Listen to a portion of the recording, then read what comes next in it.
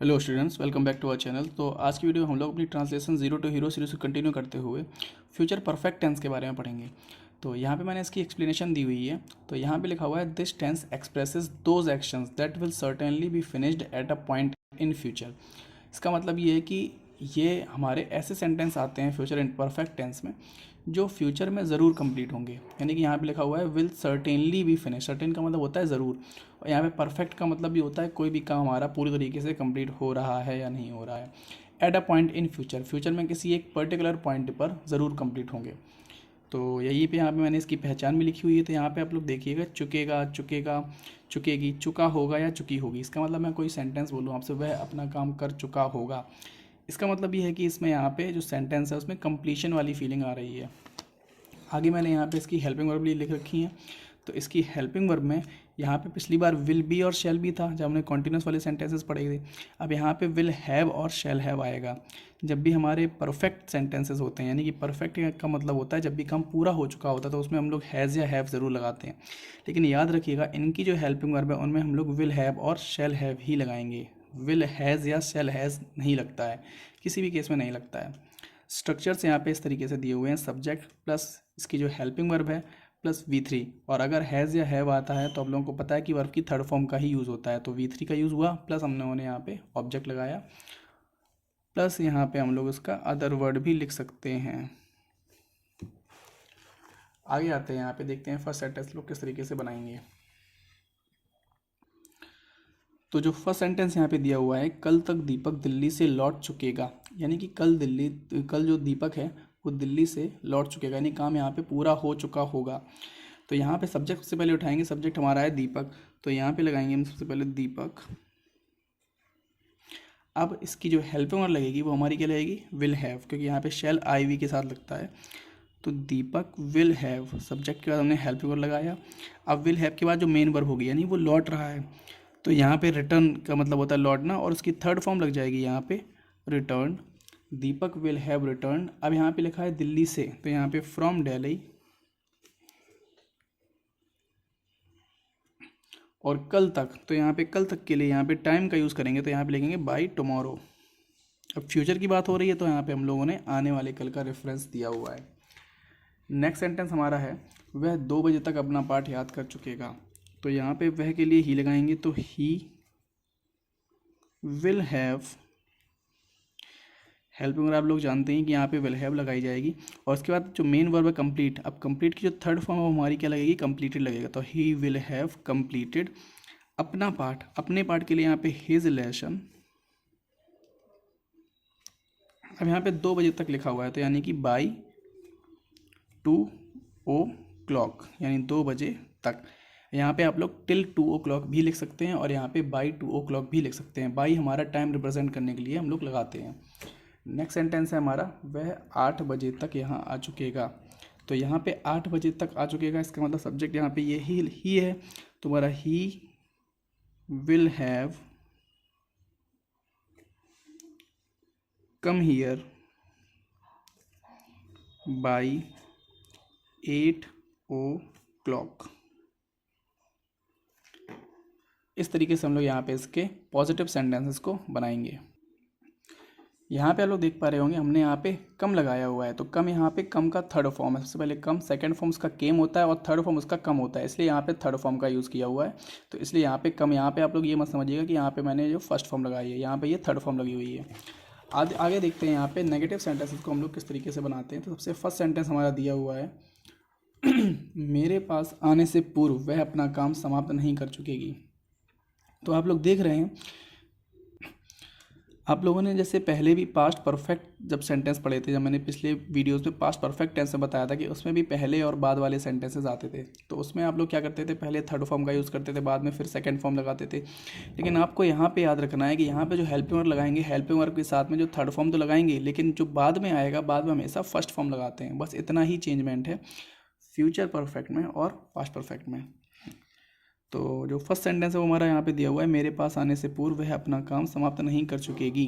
तो यहाँ पे सब्जेक्ट यहाँ पे वह है, तो इसके लिए यहाँ पे वह से यानी सी सब्जेक्ट उठाएंगे, तो she will not have.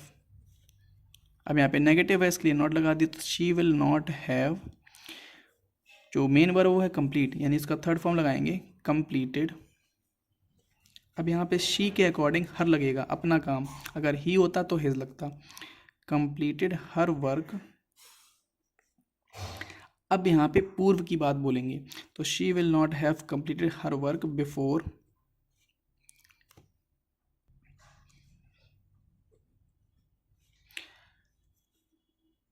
She comes to me. अब यहाँ पे मेरे पास आने से पहले, ये बात हम लोगों ने यहाँ पे प्रेजेंट के सेंटेंसेस बनाएंगे, इसलिए यहाँ पे हम लोगों ने फर्स्ट फॉर्म का यूज़ किया है, before she comes to me. वहाँ पे हम लोग जो बनाते थे यहाँ पे केम टू मी बोलते थे, तो वहाँ पे हम लोगों का पास्ट परफेक्ट टेंस थे, और यहाँ पे हम लोगों के फ्यूचर परफेक्ट थे, तो इसमें हम लोगों को फर्स्ट फॉर्म लगानी है।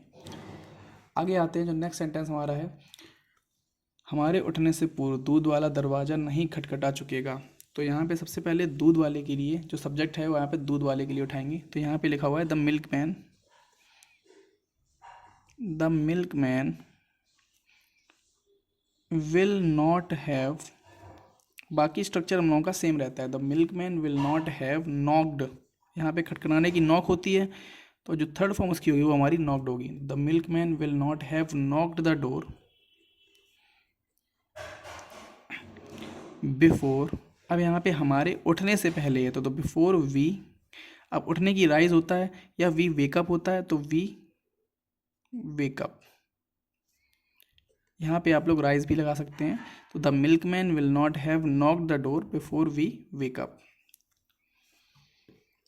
फर्स्ट फॉर्म ही लगानी है, बाद में यही बात आप लोगों को याद रखना है। नेक्स्ट सेंटेंस है हमारा, हम सूर्य पर नहीं पहुंच सकेंगे। अब यहाँ पे आप लोगों ने देखा कि यहाँ पे सकेंगे, यानी कि यहाँ पे एबिलिटी वाली बात आ गई। तो जैसे आप लोग देखते हैं कि जब भी कोई किसी भी सेंटेंस में एबिलिटी की बात होती है कि क्या मैं ये कर सकता हूँ, तो वहाँ पे कैन आता है, और कैन हमारी एक मॉडल वर्ब है, और मॉडल वर्ब वाले जो ट्रांसलेशन है वो हम लोग आगे के वीडियोज़ में कंप्लीट कर रहे होंगे।